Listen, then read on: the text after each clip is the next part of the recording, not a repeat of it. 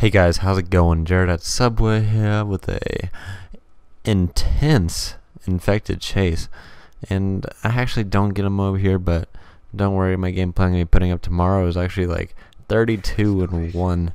Like, I die at the very last second, but I get an awesome mob and stuff, and you guys are going to be excited to see that. So first of all, happy Valentine's Day to all of you. No matter what you're doing, I hope you guys all have fun on this somewhat sucky, somewhat nice day. But basically what I'm going to be talking about in this commentary is the recent changes that actually happened today, or last night, and what my tips and tricks are for Infected. So basically last night, Infected was actually updated, and unfortunately they still have the throwing knives on every single class, but they have updated the guns a little bit, and they added in the Type 95, which is actually not that bad for maps that are wide open.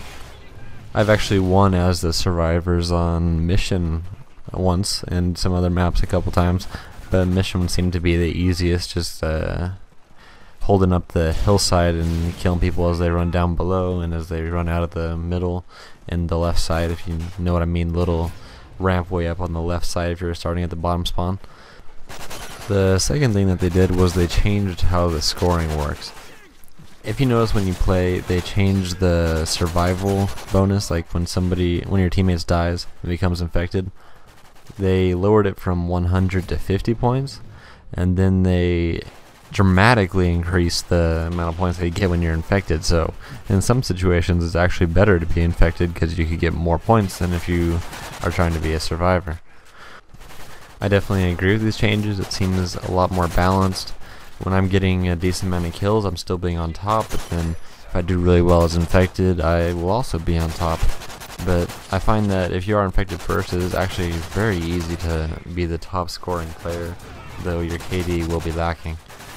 The thing that I find concerning about infected is how it affects people's win-loss ratios, because about probably like 95% of the time, infected wins, which basically means everybody wins.